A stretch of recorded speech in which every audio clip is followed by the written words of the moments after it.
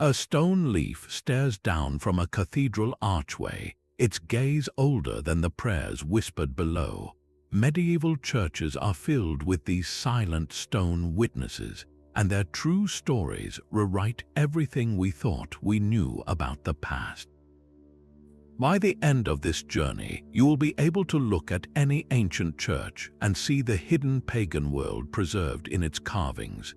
Why does the face of a wild man sprouting vines peer from a holy font? And what forgotten goddess hides in the form of a mermaid on a baptismal font?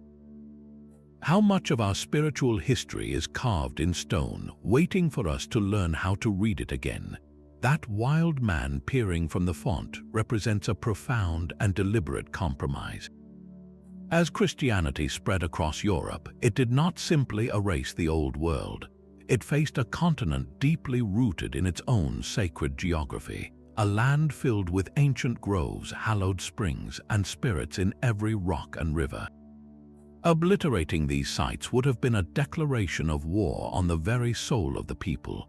Instead, a brilliant, pragmatic strategy emerged from the highest levels of the Church.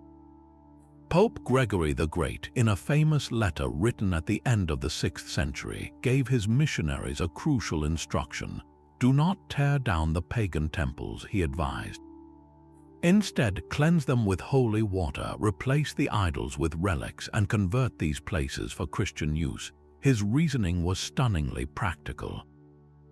He believed that if the people were allowed to continue worshipping in the same familiar places, they would more easily transfer their devotion to the new God.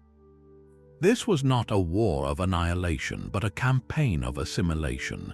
The old sacred wells became dedicated to saints, the revered groves now held a church at their center, and the seasonal festivals were rebranded with Christian meaning. The physical landscape of belief was preserved, even as its spiritual ownership was transferred. This official policy of adaptation created the perfect conditions for a secret language in stone to emerge. The craftsmen who carved these churches, many of them only a generation or two removed from the old beliefs themselves, were given a unique opportunity. They could answer the demands of their new Christian patrons while embedding the familiar faces of the forest and the field into the very fabric of the new faith. The old gods were officially dead, but their symbols, their essence, could live on disguised as mere decoration. This is how a pagan goddess of fertility could be reborn as a stone mermaid, a symbol of sin, yet carrying all her ancient power into a new era.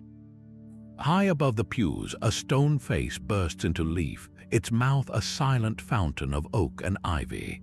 This is the Green Man, the most persistent and haunting of all the pagan symbols to find refuge in the church.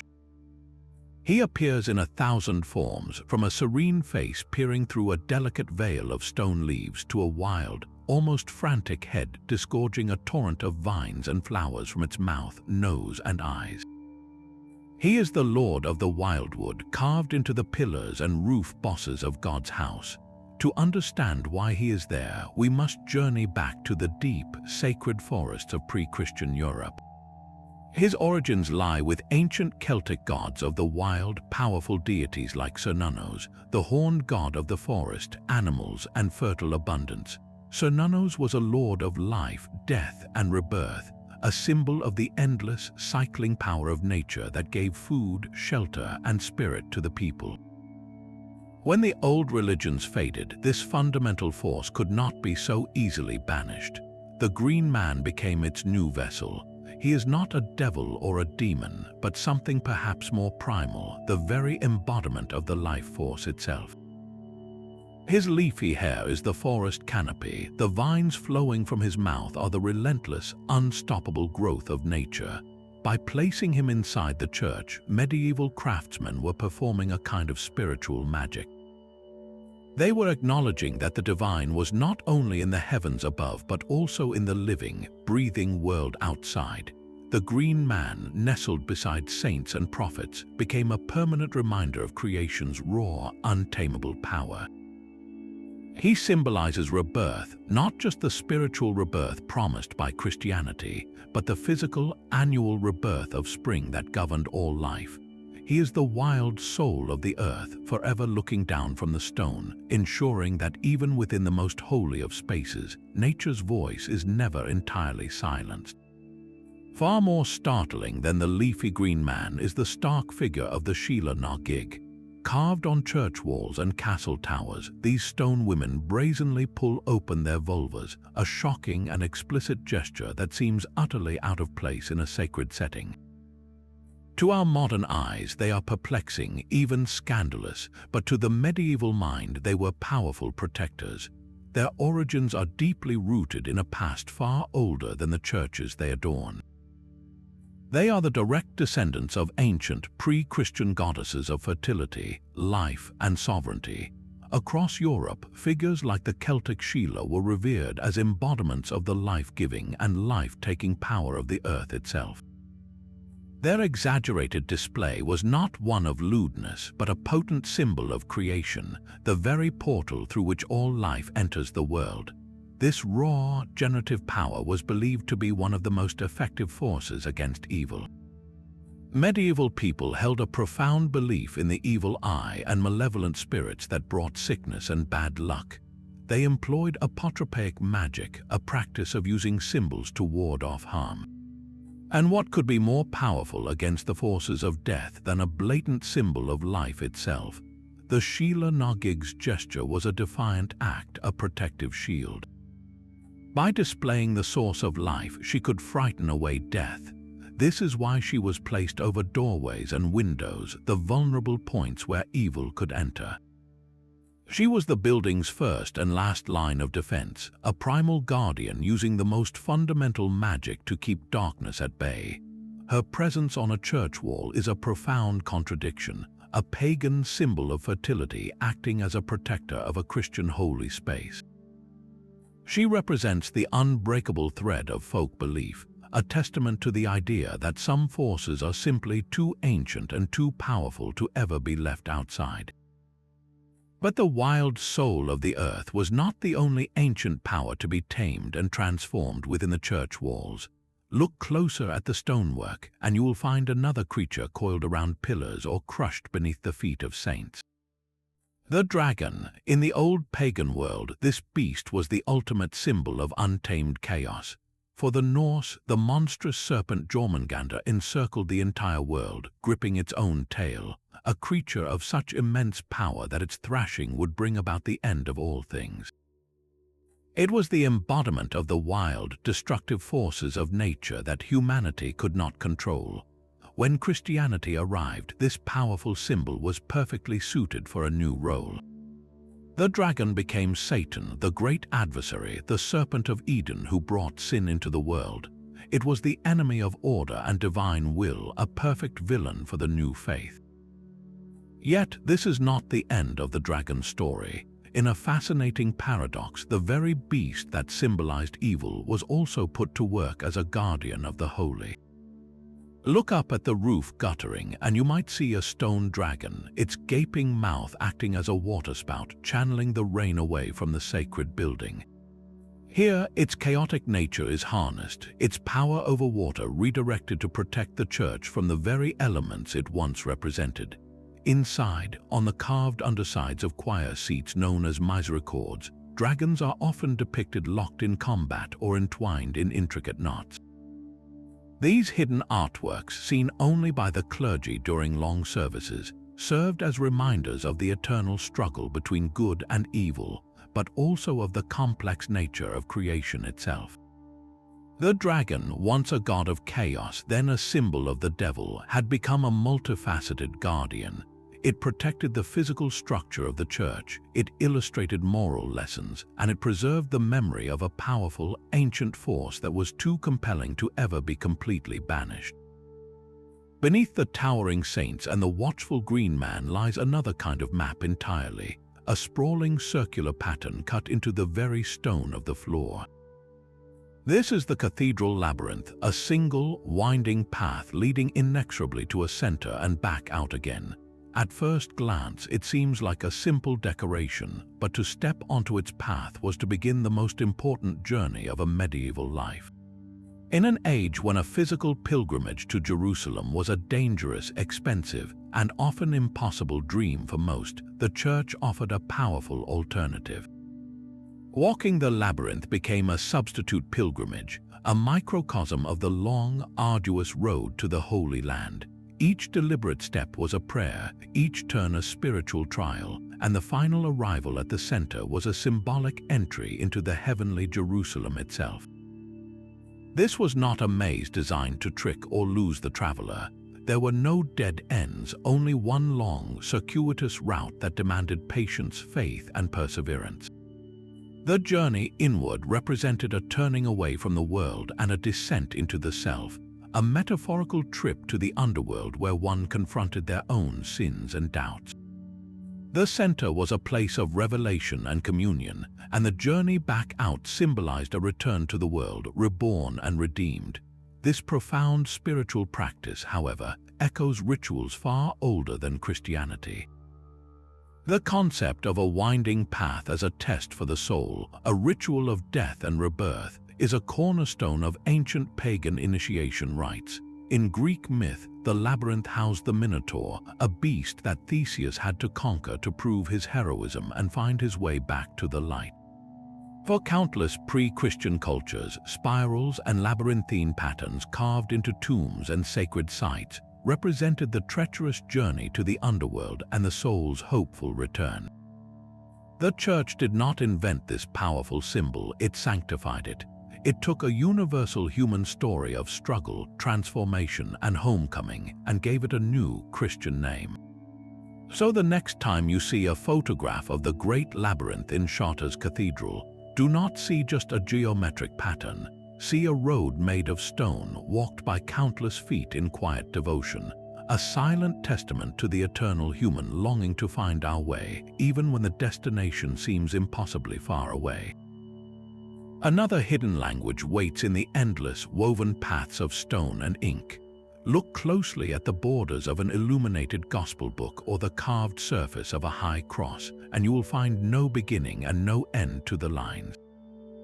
This is Celtic knotwork, a labyrinth of its own, where a single ribbon loops and intertwines in an unbreakable pattern. Long before these knots framed Christian saints, they were the sacred art of the Druids. In the pre-Christian world, these intricate designs were a profound philosophical statement.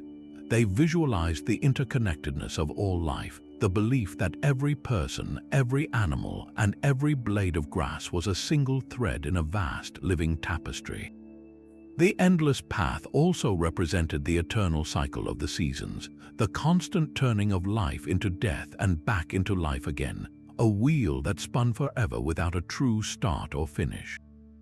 It was a symbol of the infinite nature of the soul and the cosmos, a concept that the new Christian church found remarkably easy to adopt and sanctify. The endless knot did not need to be broken, only reinterpreted. The artisans who carved these patterns into baptismal fonts and painted them around the Virgin Mary were embedding a very old idea of eternity into a new framework. The church embraced this symbol wholeheartedly, using it to represent the eternal nature of God, a divine being with no beginning and no end. The knot, once a map of the natural world cycles, became a diagram of heaven's timelessness. It was a perfect marriage of form and faith. The message woven into these stones and manuscripts is one of profound continuity. It tells us that the human longing to understand infinity, to see our place in a connected universe, did not change with a new religion. It simply found a new way to express itself, ensuring that an ancient vision of eternity would forever be tied to the Word of God. Even the light streaming through a stained glass window has a history older than the Gospels. Look up at the stone tracery of a great rose window, its radiating petals forming a brilliant sunburst at the end of the nave. This is no accident. Scattered throughout medieval churches are countless solar symbols, from the simple rosette carved on a capital to the complex hexafoil etched above a doorway. These symbols of the sun did not originate with Christianity. They were borrowed from a world that worshipped the power of the sun itself. Before Christ was called the light of the world, there was Sol Invictus, the unconquered sun, a powerful Roman deity whose birthday was celebrated on December 25th, the winter solstice. This was the pivotal moment in the ancient year, the day the sun stopped its retreat into darkness and began its victorious return, bringing with it the promise of spring and new life. The early church, seeking to convert the vast Roman Empire, made a strategic decision. It overlay its own most sacred story onto this powerful existing festival. The birth of the Son of God was celebrated on the very day the unconquered Sun was reborn. This was not a coincidence, it was a brilliant act of spiritual alchemy. The profound human need to honor the returning light was not discarded, it was redirected. The solar symbols that had adorned pagan temples were now quietly chiseled into the walls of churches. The wheel cross, with its spokes radiating from a central hub, is a direct descendant of ancient sun wheels. The hexafoil, a six-petaled flower within a circle, is another sun symbol, its petals representing the sun's rays. And what is the golden halo encircling the head of a saint, if not a personal, miniature sun declaring their divine illumination? The craftsmen who carved these symbols understood their dual meaning. They were creating art for a Christian patron, but they were using a visual language that their entire community had understood for generations. The sun that had once been a god was now a metaphor, but the power of the symbol remained utterly intact. The church became a repository for the most primal human awe, the worship of the light that banishes darkness and gives life to the world. A raven carved on a church pew seems to watch you with a knowing eye, a dark shape from the northern forests now perched in a house of prayer. This bird was never just a bird. In the Old Norse world, the raven was the sacred companion of Odin, the All-Father. Two ravens named Hugin and Munin, which mean thought and memory, would fly across the world each day and return to whisper all they had seen and heard into his ears. They were the eyes and ears of the gods, symbols of intelligence, memory, and prophecy. When the new faith arrived, such a powerful symbol could not simply be discarded.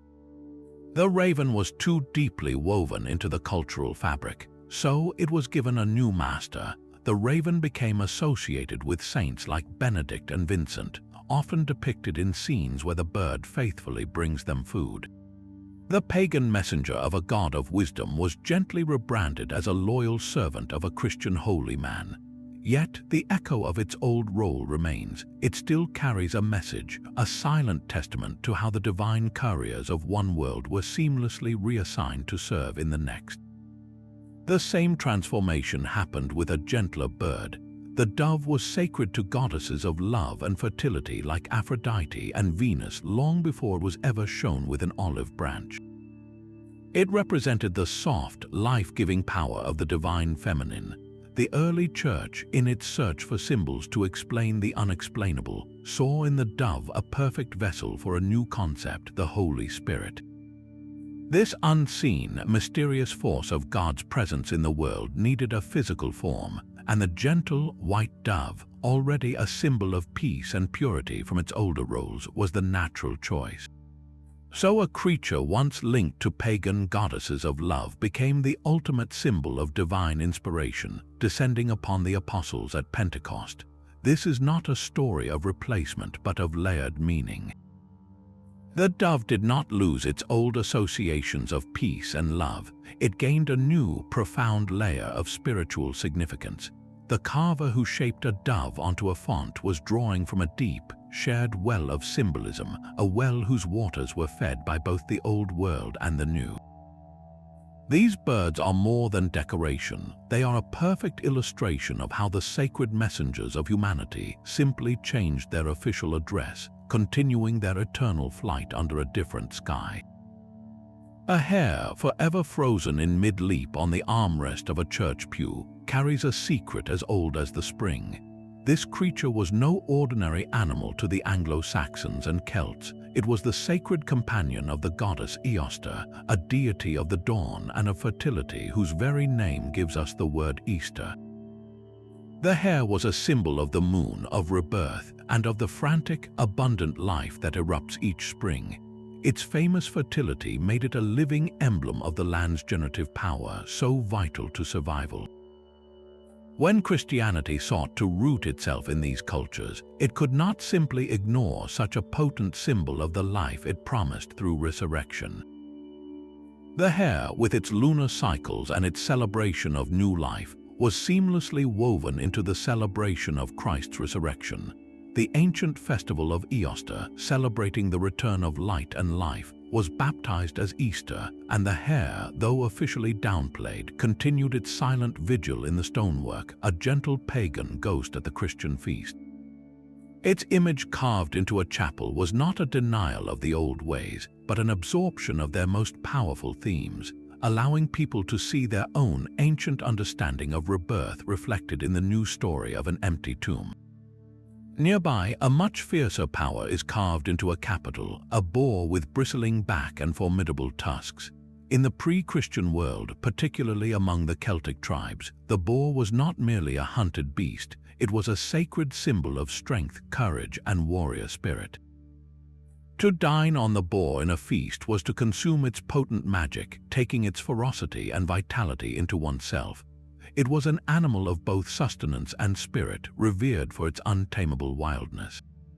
So why does this emblem of pagan might appear on the walls of a church? The answer lies in the nature of spiritual warfare.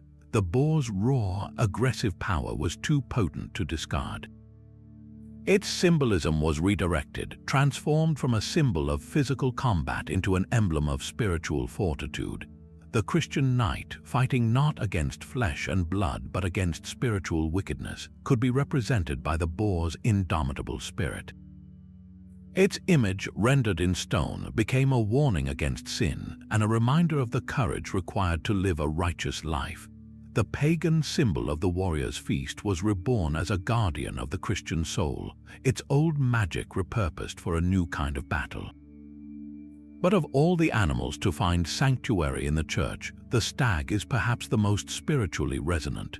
With its majestic antlers that fall and regrow each year, it was the ultimate pagan symbol of regeneration, a living embodiment of the cycle of death and rebirth. In Celtic belief, the stag was intimately linked to Cernunnos, the horned god of the forest we met earlier.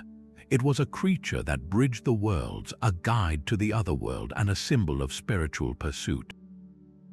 This profound symbolism was not lost on the medieval church.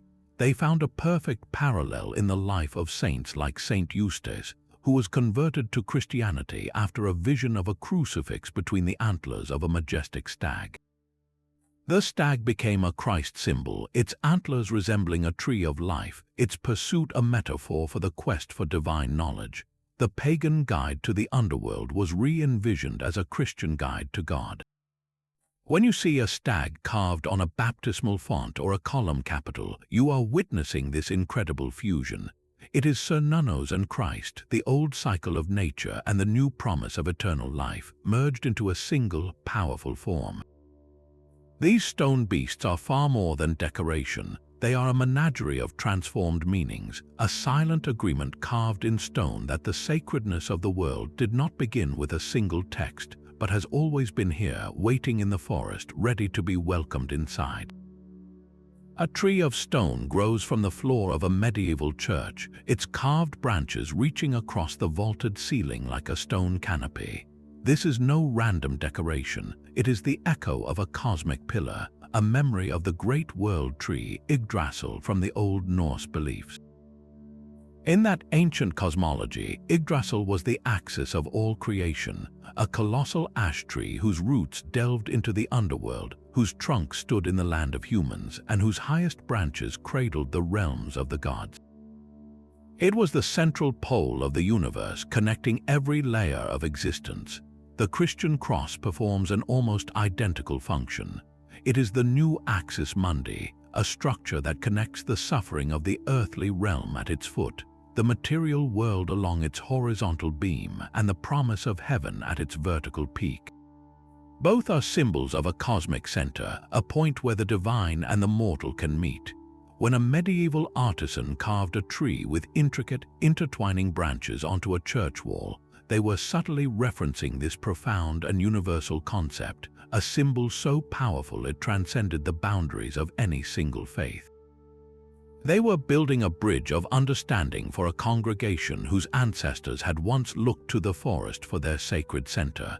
The cross did not erase the world tree, it became its successor, another form of the same deep human need to find a fixed point in the cosmos, a ladder between the world we know and the world we aspire to reach. This shared symbolism speaks to something fundamental within us, the longing for a connection that can pierce through the layers of reality and touch the eternal. A lone stone head stares out from the church wall, its expression an unreadable mix of serenity and power. This is not a portrait of a saint or a biblical king, but something far older. It is a direct echo of the Celtic cult of the head, a belief that the human head was the very seat of the soul, the source of all spiritual power, wisdom, and life force. For the ancient Celts, the head was so sacred that victorious warriors would often take the heads of their most respected foes, believing they could capture their enemy's strength and access their wisdom. These heads were not mere trophies, they were revered oracles and protective talismans, displayed in temples or at the gates of hill forts to guard the community. The soul residing in the skull was thought to remain active, its power enduring long after death. When the pagan temples fell, this profound belief did not simply vanish. It was quietly carved into the new Christian landscape. Walk through any medieval church in Britain or Ireland, and you will find them, standalone heads peering from corbels, capitals, and doorways. Some are calm and contemplative, their eyes closed in eternal meditation. Others are fierce guardians, grimacing with protruding tongues or twisted features, their expressions designed to ward off evil spirits with the same primal force as the old protective heads. Why were they placed here? They became the new guardians of the sacred space. Just as pagan ancestors used heads to protect their homes and holy sites, these stone faces were believed to watch over the church, using their inherent spiritual power to keep malevolent forces at bay. They are a perfect fusion of old and new, a physical continuation of ancestor worship now serving a Christian purpose. That serene face above the doorway is not just a decoration, it is a direct descendant of a Celtic oracle, its silent vigil a testament to a belief that the soul's power is so immense, it can guard the threshold between worlds for all eternity. So where else do we find these hidden conversations between faiths? The very water used for blessing holds a secret older than the church itself. The water in the baptismal font holds a secret older than the church itself. Step outside and you will often find the source, a holy well nestled in the churchyard, its waters once sacred to a very different kind of divinity. Across Europe, countless churches were built directly atop pagan sacred springs, places where local nymphs and water deities were worshipped for centuries. The strategy was brilliantly simple: do not fight the deep-seated reverence for a place, simply redirect it. In Ireland, the most famous example is the Well of St. Bridget. Before she was a Christian saint, Bridget was a powerful Celtic goddess of healing, poetry, and the sacred fire. Her followers revered her as a life-giving spring. When the missionaries arrived, they did not destroy her shrine. Instead, they told the people that Bridget was not a goddess but a saint, a holy woman who had lived and performed miracles. Her well was still holy, its waters still held the power to heal, but now that power came from the Christian God through the intercession of Saint Bridget. The goddess was seamlessly transformed into a saint, her sacred site preserved, and the old magic was effectively baptized. This was not an isolated case. From Cornwall to Bavaria, springs once dedicated to local nymphs or mother goddesses were rededicated to saints like Anne or Mary. The water spirit who granted visions or cured ailments was given a new name and a new backstory, but the fundamental belief in the water's power remained unshaken. People continued to visit the same spring, leave the same offerings of cloth or coins, and seek the same cures, now performed in the name of a Christian patron. This was the church's pragmatism at its most profound. It understood that you cannot sever a people from their land or from the spirits they believe inhabit it. The well was not just a source of water, it was a portal to the divine, a fixed point in the spiritual geography of a community. By building a church over it, the new faith anchored itself to that same power spot.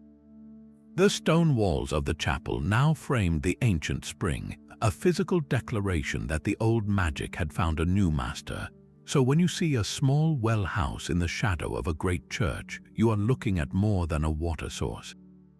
You are witnessing a spiritual agreement carved into the landscape itself, a pact that allowed the old gods to live on, not as rivals but as saints in the new world order.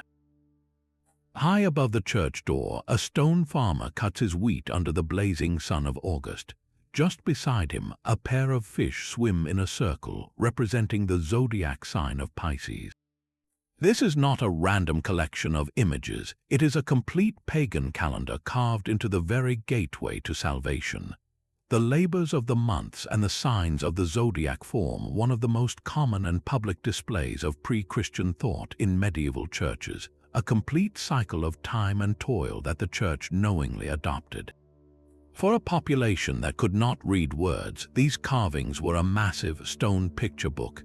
They taught the congregation about the sacred rhythm of the year, but the language of that rhythm was ancient, rooted in the agricultural and cosmic cycles that had governed human life for millennia. Each labor of the month was a direct instruction from the land itself: January feasting by the fire, February warming his feet, March pruning the vines, April amid flowers, May hawking, June harvesting, July mowing, August threshing, September treading grapes, October sowing, November fattening pigs, and December slaughtering an ox. This was the pagan wheel of the year, the relentless, necessary cycle of survival. The church did not fight this reality, it framed it. By placing these earthy, vital scenes on the church, it was declaring that the world of work and season was also part of God's divine order. But the carvings go even deeper, pairing these labors with the 12 signs of the zodiac. Here was the cosmic layer, the belief that human fate and the rhythms of the earth were tied to the grand movements of the stars, a concept straight from classical pagan astronomy and astrology. The church, in its immense practicality, sanctioned this fusion. It was a way to educate and control, to show that even the stars and the seasons bowed to a single Christian creator. The farmer sowing his field in October was not just serving his Lord, he was acting in concert with the cosmos, his small life part of a vast, beautiful pattern that now officially belonged to God. This stone calendar is a masterwork of assimilation, a public declaration that the old ways of marking time, both earthly and celestial, could be baptized into the new faith, allowing the people to see their entire world, from the soil under their feet to the stars over their heads, reflected in the walls of their church. A stone beast snarls from the rain gutter, its body a tangle of lion and serpent, its mouth a channel for the sky's tears. This is the gargoyle, a creature of pure function. But look beside it, and you will see another monster, just as fearsome, yet silent and still. This is the grotesque. While the gargoyle has a job, to spew water away from the delicate stonework, the grotesque has a purpose: to stare down evil with its terrifying face. Both are part of a spiritual army, a legion of stone nightmares enlisted to protect the house of God. Their monstrous forms are not random. They are chimeras, impossible fusions of different animals or of animal and human, creating something utterly unfamiliar and unsettling. A bat's wings on a wolf's body, a goat's head on a scaled fish, a human face twisted into a reptilian sneer. This deliberate strangeness is the key to their power. In the medieval mind, the unknown was frightening, and what frightens you could also frighten your enemies, including invisible, spiritual ones. These carvings tap into a belief far older than the church itself, the ancient pagan practice of using apotropaic or evil-averting symbols.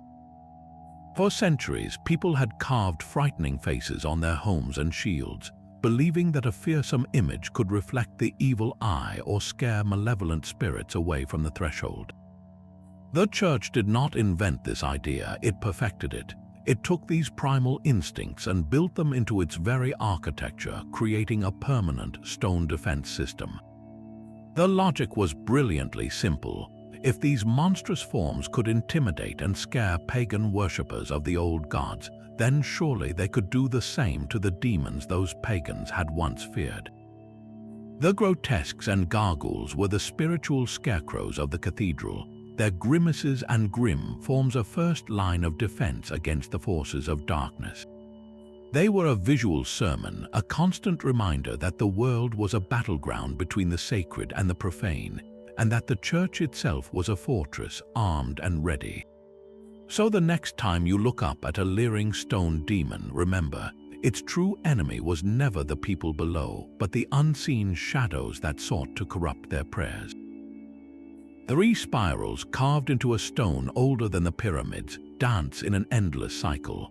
This is the Triskelion, a symbol that pulsed with meaning for thousands of years before it ever graced a Christian chapel. On the great tomb of Newgrange in Ireland, a place built to capture the winter solstice sun, this triple spiral was a sacred map of a pagan cosmos. Its 3 arms, forever in motion, represented the fundamental trinities of existence. It was the cycle of life, death, and rebirth, the great wheel that turned for all living things. It was the 3 realms of land, sea, and sky, the complete world in which humanity lived and breathed. And it was motion itself, the dynamic energy of the sun, the seasons, and the very spirit of life, which is never static but always flowing, always becoming. This was a symbol of immense power and profound complexity, a visual prayer to the interconnected forces of the universe. When Christian missionaries arrived in lands that revered this symbol, they were faced with a powerful piece of spiritual shorthand. How could they explain their own complex, abstract concept of a triune God, one being in 3 distinct persons? The answer was waiting for them in the ancient stone. The Triskelion provided a perfect symbolic bridge. It was a pre-existing framework for understanding a 3-in-1 reality.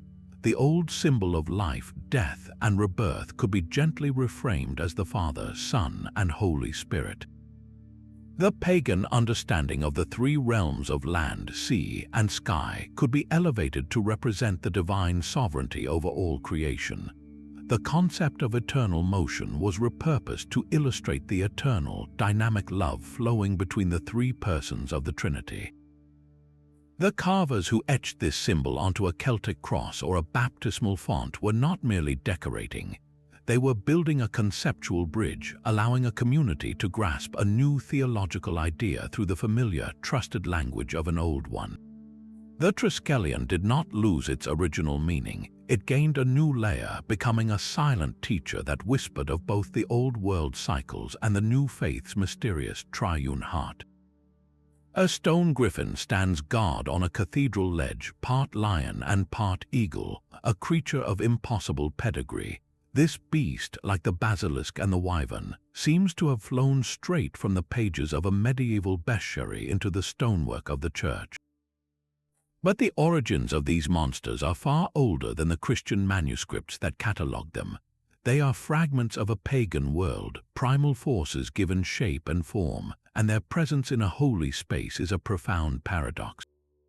The griffin, for instance, was a guardian of precious gold in the mountains of Scythia, long before it became a symbol of Christ's dual nature, both human and divine. Its lion's body represented earthly power, while its eagle's head and wings symbolized divine majesty. By carving it onto a church, artisans were taming a pagan protector, putting its ancient strength to work for a new kingdom. Then there is the basilisk, the dreaded king of serpents, whose mere glance could bring death. Its lineage stretches back to the deserts of North Africa and the mythologies of ancient Greece and Rome, a creature of pure, venomous chaos. In the church, its stone effigy served as a powerful warning against the poison of sin and the dangers of heresy. To look upon its carved image was to be reminded of the spiritual death that awaited those who strayed from the path. And coiling around pillars or perched on gables, the two-legged wyvern, a type of dragon, represented the untamed wilderness, the savage lands beyond the town walls that were still haunted by old spirits and raw, uncontrolled nature. These creatures were more than just moral lessons or exotic decorations. They were an acknowledgement. The church, by giving them a permanent home in its architecture, was admitting that the world was still a wild and mysterious place, filled with forces that could not be fully explained by scripture alone. They represented the chaotic, untamable aspects of creation that faith sought not to destroy, but to control, to sanctify, and to ultimately place in service of a divine order. This stone menagerie was a way of mapping the entire known and unknown universe, both physical and spiritual, within the safe confines of the church walls, declaring that even the most ancient and fearsome monsters had to bow before a higher power. The stone stag freezes mid-leap on a baptismal font, its antlers a complex crown of stone branches. This is the enduring legacy of Cernunnos, the ancient Celtic horned god of the forest who refused to vanish from the spiritual landscape. His image is carved into the very heart of the church, not as a defiant idol, but as a transformed and sanctified symbol. Look closely at the head of Moses on a medieval cathedral, and you might see something startling, not rays of light, but two distinct horns projecting from his brow. This comes from a mistranslation in the Latin Vulgate Bible, where the Hebrew for rays of light was rendered as horns. Medieval artists took this literally, and Moses was often depicted with horns of power. For a populace familiar with the horned Cernunnos as a lord of animals and nature, this imagery created a powerful subconscious bridge. The horned god of the old world and the horned lawgiver of the new faith were visually linked, one symbol of authority gently folding into the other. The stag itself, Cernunnos' sacred animal, underwent an even more profound transformation. In pagan belief, the stag was a psychopomp, a guide for souls traveling to the other world. Its antlers, which fall and regrow each year, made it a perfect emblem of death and resurrection. The church embraced this potent symbolism but redirected its meaning. The stag became a symbol of the devout soul, pursued by God, the divine hunter.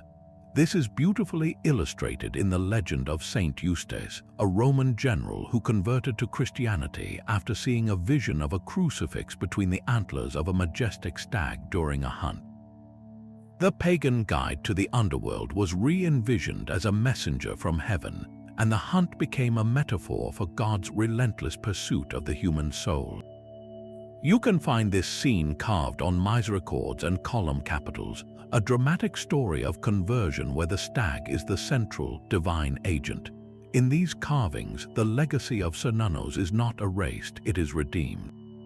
The wild god of the forest becomes a vehicle for grace, his ancient power to connect worlds now serving to illustrate the soul's journey toward God. That stone stag is far more than a decorative animal. It is a silent prayer, a bridge between two worlds carved in stone, reminding us that the divine call can be heard even in the deepest, most ancient parts of the wild. A mason's chisel might carve a saint's name in Latin, but his own signature could be written in a far older tongue. Tucked away on a cornerstone or a hidden ledge, you might find the angular slashes of a runic alphabet or the straight lines of an Ogham script etched into the very bones of the church. These were not the languages of the new faith, but the sacred scripts of the old world. For the Norse and Germanic tribes, runes were far more than letters. They were a magical system, each symbol possessing its own power and name. To carve a rune was to invoke a force, whether for protection, for healing, or for cursing. Ogham, the ancient script of the Celts, was similarly profound, its sequences of notches cut along a central line believed to hold deep, often mystical meaning, used to mark territories and commemorate heroes. So why would these pagan scripts appear on a Christian building? The answer lies not in theology, but in the hands of the workers. The stonemasons who built these churches were often local men, inheritors of traditions that stretched back generations. While their patrons demanded Latin inscriptions for the world to see, these craftsmen left their own subtle marks in the language of their ancestors. A rune for strength might be carved near the foundation, a silent prayer for the building's endurance. An ogam sequence on a hidden block could simply be a mason's signature, a way of saying "I was here" in the most personal script he knew. This was a quiet, almost invisible act of cultural preservation.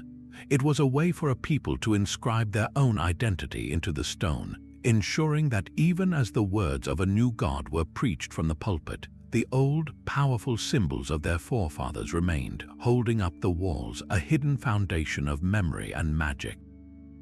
These faint scratches are more than graffiti. They are a secret conversation between the builders and the past, a whispered promise that some things are too sacred to ever be completely erased. A queen of heaven once rode through the northern skies in a chariot drawn by cats, her cloak of falcon feathers allowing her to travel between the worlds. This was Freya, the Norse goddess of love, beauty, and Seder, a powerful form of magic. She was a ruler in her own right, a figure of immense power, compassion, and fierce independence. When the old gods were overshadowed by the new faith, such a profound aspect of the divine could not simply be forgotten. The human longing for a compassionate, maternal intercessor found a new home in the venerated figure of the Virgin Mary. This was not a simple replacement, but a profound theological and symbolic merging. The attributes of powerful pagan goddesses, their connection to fertility, their role as wise protectors, and their sovereign power were quietly absorbed into the growing cult of Mary. Freya's day of the week, Friday, became associated with Mary's devotions. The goddess Brigid, a Celtic figure of fire, healing, and poetry, was so deeply revered in Ireland that she was seamlessly transformed into Saint Brigid, her sacred flame now tended by nuns at her Christian monastery. The Church, in its wisdom, understood that to ask people to abandon the divine feminine entirely was to tear a hole in the spiritual fabric of their lives. So Mary became the new vessel for these ancient needs. She became the Queen of Heaven, a title that echoed the sovereignty of goddesses like Frigg, Odin's wife, and a powerful seeress in her own right. She became the Mother of Mercy, an intercessor who would plead for humanity, a role that mirrored the compassionate nature of these older deities. The rose, a flower sacred to Aphrodite and other love goddesses, became the mystical rose of Mary, a symbol of her love and purity. The ancient reverence for the life-giving power of the earth, once channeled through goddesses of the harvest and the spring, was now directed toward the Mother of God. In countless village churches, statues of a serene Mary holding her child stood on the very spots where local mother goddesses had been worshipped for centuries. This provided a profound continuity for converts. They could still pray to a powerful female figure who understood the struggles of birth, the pains of loss, and the hope for renewal. The goddess did not die, she was simply reborn, her old magic woven into a new and sacred story, ensuring that the maternal face of the divine would never be lost. Off the rugged coast of Cornwall, a stone mermaid gazes into her mirror, her carved comb forever untangling her sea-swept hair. She is a siren, a creature of dangerous allure, yet here she sits, immortalized on a church bench end. In these coastal communities where life was dictated by the treacherous giving sea, the mermaid was not just a mythical beast, she was a profound spiritual paradox. The church officially cast her as a symbol of vanity and lust, a warning to sailors and parishioners alike about the seductive dangers that could shipwreck the soul. Her mirror and comb were the tools of her sinful vanity, luring men to their doom with a beautiful, false promise. But for the people who carved her and the fishermen who prayed before her, her meaning ran far deeper than a simple moral lesson. She was a pagan memory carved in stone, a local spirit of the sea given a Christian form. In the folklore of Cornwall and Brittany, mermaids were often seen as souls trapped between two worlds, not entirely human yet not entirely divine, forever longing for a salvation they could not quite reach. This made them a heartbreakingly perfect metaphor for the converts themselves. the men and women who had to navigate the treacherous waters between their ancestral pagan beliefs and their new Christian faith. They were caught between the world of the sea, with its old gods and storm spirits, and the world of the land, now dominated by the church and its single god. The mermaid's eternal struggle mirrored their own internal conflict, a soul divided, forever combing through the tangled strands of their old life while looking into the mirror of their new one, searching for a reflection that made sense. Her presence in the church was an act of profound understanding, a way to acknowledge that the journey to faith was not a simple crossing, but a difficult navigation through complex and often contradictory currents. That stone siren is not merely a warning against sin. She is a portrait of a people in transition, her silent song echoing the spiritual longing of an entire community learning to live in two worlds at once. Perhaps the most personal pagan symbols were never meant for the congregation to fully understand. They were the quiet signature of the carver, a language spoken in stone between the craftsmen themselves. Look closely at the margins of a cathedral, at the hidden corners of a capital or the underside of a vault, and you will find marks that defy easy religious explanation. A tiny three-lobed spiral, a simple sun wheel, a stylized knot. For centuries we have called these pagan survivals, but what if they were something else entirely? What if they were the coded marks of the stonemason guilds? These men were the inheritors of ancient building secrets, knowledge passed from master to apprentice in a chain that stretched back to the pre-Christian world. Their guilds were more than trade unions. They were brotherhoods bound by ritual and a shared, almost mystical understanding of their craft. The symbols they used were not merely decorative, they were a functional language. A spiraling triskelion might not just represent a pagan trinity, but could signify the three foundational virtues of their guild: strength, skill, and solidarity. A sun wheel could be a mark of protection for the building itself, a charm to ensure the structure would stand as long as the sun crossed the sky. These men were working for a Christian patron, carving saints and biblical scenes as instructed, but in the interstices, in the spaces the clergy might never scrutinize, they were free to embed their own worldview. They carved the symbols that protected their own homes, the signs that blessed their tools, the emblems that connected them to their ancestors in the trade. A Sheela-na-gig perched over a doorway might be less a public warning about lust and more the guild's specific mark for a protective ward against structural failure, invoking the most primal life force to guard the building's vitality. The green man, disgorging vines from his mouth, could be a complex symbol of the very nature of their work, the transformation of raw, living stone into ordered, beautiful form. This was their silent protest, their quiet insistence that their ancient craft came with its own inherent spirituality, one that did not always align perfectly with the theology of their patrons. They were building the house of God, but they were doing it with the hands and the symbols of the old world, leaving behind a secret diary in plain sight, written in a language of power their descendants have only just begun to decipher. So did the church leadership truly see these pagan faces in their own stonework? The answer is as complex as the carvings themselves, a spectrum ranging from fiery condemnation to quiet acceptance. In official sermons and theological writings, we find clear evidence of condemnation. Certain bishops and preachers railed against the old superstitions, denouncing the veneration of stones, trees, and springs as a dangerous backsliding into idolatry. They saw these folk practices as a direct threat to the purity of the faith, a stubborn remnant of the devil's work that had to be actively rooted out. Yet for every sermon of condemnation, there was a breathtaking act of strategic co-option.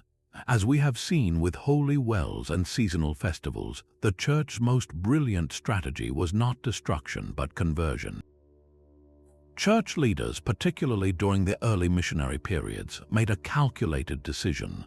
They understood that it was far easier to redirect a river of belief than to dam it completely. By allowing a sacred spring to be rededicated to a saint, or a midwinter festival to be rebranded for Christmas. They provided a spiritual bridge. The people could cross into the new faith without feeling they were abandoning the familiar spirits of their homeland. This was not a sign of weak faith, but of immense pragmatism. It was a recognition that the human heart clings to the sacred places and rhythms it knows. Then there is the vast middle ground of simple ignorance or local tolerance. A busy bishop visiting a rural parish might simply not have noticed the ancient Sheela-na-gig carved high on the church wall. Or if he did, he may have dismissed it as a meaningless grotesque, the fanciful work of an uneducated stone carver. At the local level, the parish priest was often a man from that very community, steeped in its folklore. He might have turned a blind eye to the village women leaving offerings at the saint's well, understanding that this was how his flock connected to the divine, a blend of official doctrine and deeply rooted folk practice that caused no real harm. The relationship between the official church and these symbols was never a simple war. It was a long, slow, and often unspoken negotiation. It was a dance between doctrine and daily life, between the letter of the law from Rome and the living spirit of the people. The stone itself became the silent witness to this negotiation, holding the old world and the new in a perpetual and often peaceful embrace.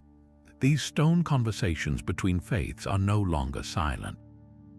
Today, a new chorus of voices has joined the dialogue, reinterpreting the carvings with fresh eyes. Modern archaeologists and historians, armed with advanced technology and a more nuanced understanding of cultural exchange, now see these symbols less as random pagan holdovers and more as evidence of deliberate, complex syncretism.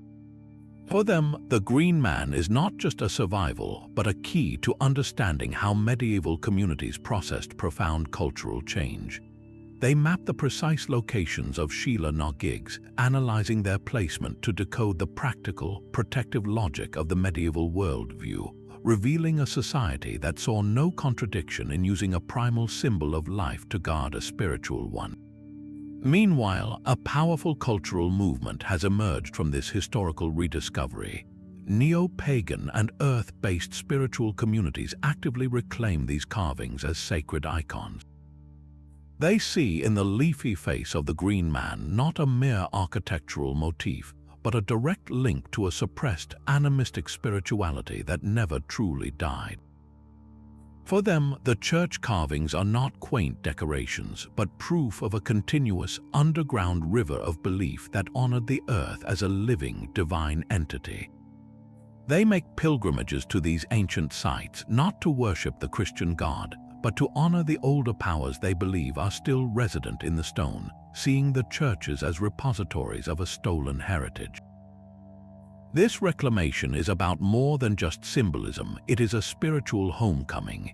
It asserts that the sacredness of the land, the power of the sun, and the spirit of the forest were never fully conquered, only driven into hiding within the very institutions that sought to replace them. What does this modern conversation tell us? It reveals that the story of these carvings is still being written. They are a living bridge across time, connecting our search for meaning with the searches of our ancestors. The stones remind us that faith and culture are not monoliths but fluid, adaptive forces. They challenge the idea of a pure, unchanging religious tradition, showing instead that our spiritual landscapes are, and always have been, rich, messy, and beautifully intertwined tapestries.